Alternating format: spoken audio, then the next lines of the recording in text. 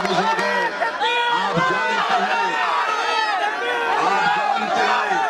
कि बीजेपी की सरकार में चाहे उत्तर प्रदेश हो या जिस किसी भी भारत का स्टेट हो जहां पर बीजेपी की सरकार है, हम वहां पर देखते हैं कि बुलडोजर से किसका घर तोड़ा जाता है।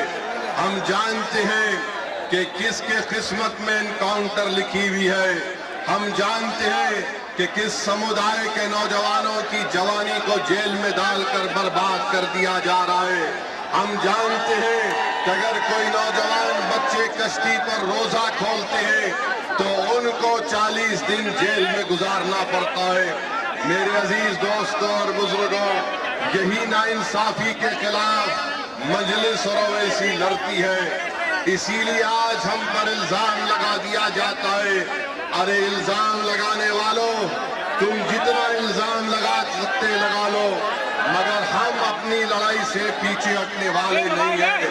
जब तक भारत का संविधान, जिसको बाबा साहिब अम्बेडकर ने लिखा, उस संविधान में जो बाबा साहिब अम्बेडकर ने जिन बातों का जिक्र किया कि पॉलिटिकल जस्टिस को हासिल करना है, इंशाअल्लाह ताला सदुद्दीन ओवैसी की जिंदगी जब तक अल्लाह मुझे जिंदा रखेगा, हम इस लड़ाई को जारी रखेंगे।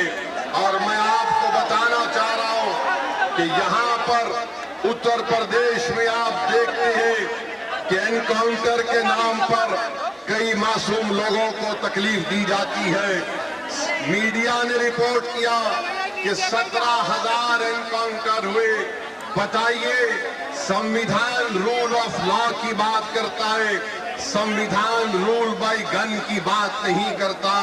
संविधान के बरखिलाफ अगर कोई काम करता है तो ये अनकॉन्स्टिट्यूशनल है। ये मैं नहीं बल्कि सुप्रीम कोर्ट के जज ने कहा कि उत्तर प्रदेश में समानता व्यवस्था है। इलाहाबाद हाई कोर्ट के जज जनाब विनोद साहब ने बात कही है। 19 मार्च को मंसूर अहमद को पकड़ लिया गया, पुलिस कस्टडी में रखकर जुल्म किया गया, NSA लगा दिया गया। इलाहाबाद हाई कोर्ट ने फैसला दिया कि मंसूर अहमद को 2 लाख रुपए पुलिस के उस ओहदेदार को देना पड़ेगा। उत्तर प्रदेश के मुख्यमंत्री को मैं थोड़ा बताना चाह रहा हूं कि वो बार बार हर चीज में कहते हैं कि माता है। उत्तर प्रदेश के मुख्यमंत्री, मैं आपको बताना चाह रहा हूं, शायद आप पढ़ना लिखना नहीं जानते हैं।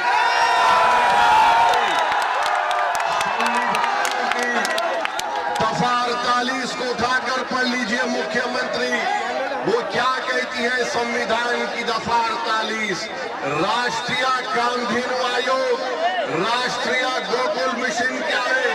अगर ये सब है तो फिर अगर आप जो बात कह रहे हैं तो क्या बीजेपी के लोग जो सत्ता में वो इंसान नहीं है, क्या बायोलॉजिकल है? मेरे अजीज दोस्तों और बुजुर्गों, जो मुस्लिम अक़लियत को निशाना बनाते हैं, मैं उनसे पूछना चाह रहा हूं, क्या उत्तर प्रदेश पूरे भारत का सबसे बड़ा बीफ का एक्सपोर्टर नहीं बन गया? 40 से 60% बीफ का एक्सपोर्ट उत्तर प्रदेश से होता है और मुख्यमंत्री इस पर खामोश हो जाते हैं। मैं आपको बताते हुए तकलीफ महसूस करता हूं कि संभल में मुस्तफा कादरी मस्जिद को गवर्नमेंट की जमीन कहकर शहीद कर दिया गया और वहीं पर वाराणसी में असगैब शाहिद मस्जिद को शहीद कर दिया गया रेलवे लाइन कहकर। और उत्तर प्रदेश में संभल की मस्जिद को जब तोड़ दिया गया तो मस्जिद से पुलिस ने बताया कि वहां से पोस्टर निकले जिस पर लिखा हुआ था आई लव मोहम्मद। मैं बताना चाह रहा हूं कि दुनिया के जितने मुसलमान हैं उन तमाम का ईमान यह है कि हम मोहम्मद सल्लल्लाहु अलैहि वसल्लम से मोहब्बत करने वाले हैं। हमारा ईमान ही मुकम्मल नहीं होता जब तक हम मोहम्मद सल्लल्लाहु अलैहि वसल्लम से मोहब्बत नहीं करते हैं। अगर कोई उत्तर प्रदेश की सरकार ये समझ रही है कि पोस्टर दिखाकर आई लव मोहम्मद के दिखाकर आप उत्तर प्रदेश या भारत के मुसलमानों से मोहम्मद सल्लल्लाहु अलैहि वसल्लम की मोहब्बत को कम कर सकते? हम मर जाएंगे मगर हमारे मरते वक्त ही हमारी जबान पर होगा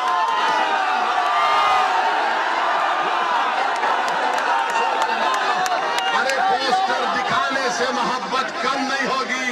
तुमने हम पर एक बहुत बड़ा एहसान कर दिया। जिन पुलिस के अहदेदारों ने आई लव मोहम्मद का पोस्टर दिखा दिया, हम पुकार कर कहेंगे कि अल्लाह तू गवाह और शाहिद रहना कि हमारे तेरे घर से हमने हबीब मोहम्मद सल्लल्लाहु अलैहि वसल्लम के मोहब्बत का जिक्र किया। अरे क्या करना चाहते हो तुम लोग? भारत के संविधान में आर्टिकल 25 है, फ्रीडम ऑफ रिलीजन है, मुझे अपने मजहब पर चलने की आजादी है। और शेख मुजद्दिद अल-फ़ितानी रहमतुल्लाह अलैह ने कहा था कि मैं मुसलमान इसलिए हूँ क्योंकि मोहम्मद रसूलुल्लाह सल्लल्लाहु अलैहि वसल्लम ने मुझे इस्लाम सिखाया। तो ये जुल्म हो रहा है मेरे अजीज दोस्तों और बुजुर्गों, मेरे अजीज दोस्तों और बुजुर्गों। फिर आप जानते हैं कि आए दिन कहीं ना कहीं वाकयात होते हैं। मैंने 2 दिन पहले उत्तर प्रदेश के मुख्यमंत्री का एक वीडियो देखा जिसमें उत्तर प्रदेश के मुख्यमंत्री ने कहा कि बेटी सबकी होती है, चाहे किसी समाजवादी पार्टी के नेता की क्यों ना हो। हम उत्तर प्रदेश के मुख्यमंत्री से कहना चाह रहे हैं, अगर समाजवादी पार्टी के नेता की बेटी को आप बेटी समझते हैं तो मुजफ्फरनगर कांड में ऐसे कई मुस्लिम महिलाओं की रेप हुआ था, अस्मत रेजी हुई थी, बलात्कार हुआ था।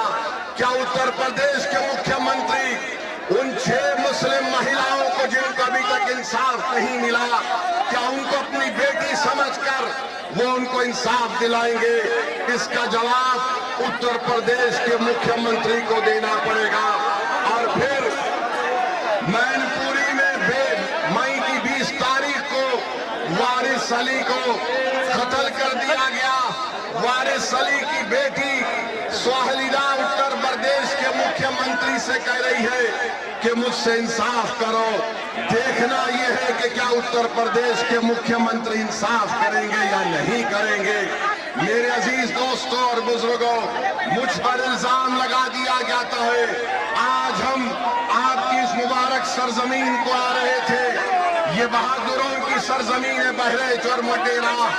तो ये समाजवादी पार्टी के लोग ये कहना शुरू कर दिए कि असदुद्दीन ओवैसी आएगा तो भाजपा को फायदा होगा। बताओ अखिलेश यादव, बिहार में तुमने अपने 5 सांसद को भिजाया था कि ओवैसी ना जीत पाए। तुम्हारे 5 सांसद सीमांचल किशनगंज में आकर 15 दिन बैठ गए, रोज मीडिया से बात करते, रोज गांव-गांव जाकर जनता को बताते, मगर नतीजा क्या निकला? जिन 4 विधायक को अखिलेश यादव के भाई तेजस्वी यादव ने मंजलिस से तोड़ लिया था, सीमांचल की जनता को लाखों सलाम। उन्होंने अखिलेश यादव की इस नापाक मंसूबे को नाकाम कर दिया और मंजलिस के 5 विधायक को दोबारा कर दिया। हम यहाँ पर आ रहे और फिर शुरू हो गए बी टीम है।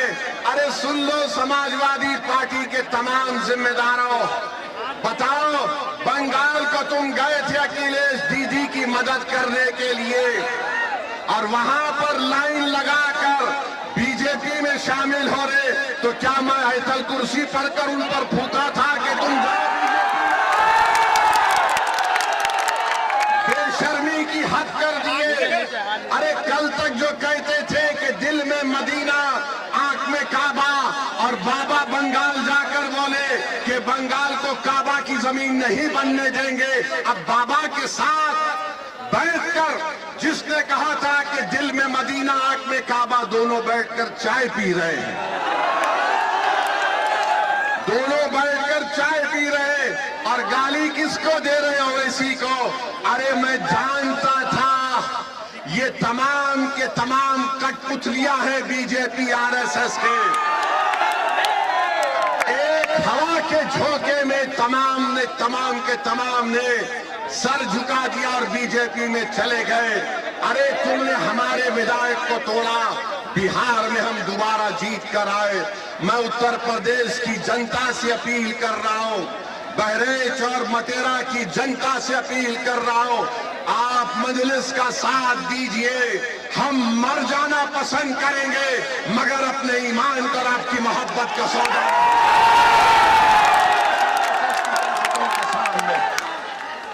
इल्जाम हम पर लगाया जाता है मगर कारनामे कोई और करता है। बताओ अखिलेश यादव, जो ममता बनर्जी के 20 MP चले गए, क्यों गए वो? उनको कोई कुछ नहीं बोलता। और असदुद्दीन ओवैसी आपके हक के लिए, आपकी सियासी लीडरशिप के लिए आ रहा है, तो इन सबको डर लगता है।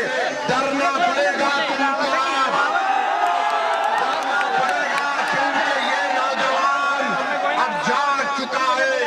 इन नौजवानों ने ठान ली है कि इंशाअल्लाह ताला अब के बार उत्तर प्रदेश में इनके इत्तेहाद का एक इनकलाब बर्पा होगा। इनके इत्तेहाद से इनकी लीडरशिप पैदा होगी। इनकी मेहनत से इंशाअल्लाह ताला आपके नुमाइंदे उत्तर प्रदेश के विधानसभा में जाएंगे। और समाजवादी पार्टी के ये जो लोग हैं, पिछले 20-25 साल से यहां पर यासिर शाह और उनकी फैमिली को आपने बड़ी वफादारी के साथ वोट दिया है। बताइए उन्होंने बहरेच और मटेरे में क्या काम किया? कुछ काम नहीं किया। आपने वफादारी से वोट दिया मगर इन्होंने कहीं पर भी एक अस्पताल नहीं बनाया। क्या मटेरा की विधानसभा में हमारी बेटियों का कॉलेज है? क्या मटेरा में अस्पताल है? क्या मटेरा विधानसभा में जो इलाके बुलबुल नवाज, मंगलपुरवा, गगड़ा, नरसिंगा डब्बा, यहां पर कोई रोड है या एम्बुलेंस चल सकती है? क्या इन सब चीजों को आप देख रहे हैं? और जब से शौकत अली मटेरा के रोड पर चलना शुरू किया, गरीब के गम को अपना गम समझा, उन झोपड़ियों में जाकर आपकी तकालीफ को देखकर आपको हिम्मत और दिलासा दिलाना शुरू किया, तो यासिर शाह के खानदान को लगा कि अब हमारा दी एंड होने वाला है। 4 साल कहीं नहीं दिखे मगर जब ओवैसी की पार्टी का एक सिपाही आपके इत्तेहाद और आपके ताकत को दिखाने के लिए परचम लेकर आता है, तो लखनऊ से अखिलेश कहता है अगर यहां से शौकत निकल जाएगा तो फिर हमारा तमाम किला मिस्मार हो जाएगा।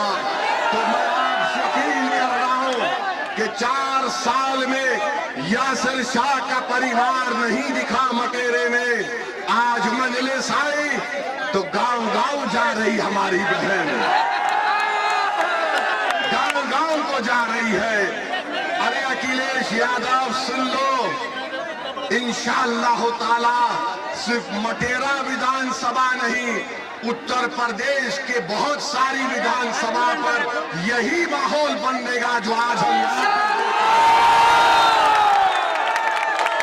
तो मेरे अजीज दोस्तों और बुजुर्गों, मैं आप तमाम से एक बात की इजाजत लेकर इस बात का ऐलान करना चाहता हूं कि आने वाले विधानसभा में क्या मैं शौकत अली को यहां से आपका कैंडिडेट घोषित करूं? आपकी इजाजत है कि मैं शौकत अली को, क्या मैं इजाजत है आपकी? पूरा साथ देंगे? मेरे साथ नारा, नारे तकबीर, तकबीर। आप तमाम की इजाजत की बुनियाद पर मैं जनाब शौकत अली को मटेरा विधानसभा के लिए मजलिस को उम्मीदवार का ऐलान करता हूं। करे कामयाब और कामरान करे। की आवाज बनकर शौकत जाएगा, जब आप पुकारेंगे खादिम के तौर पर आएगा। यासिर शाह में गुरूर और तकब्बुर है।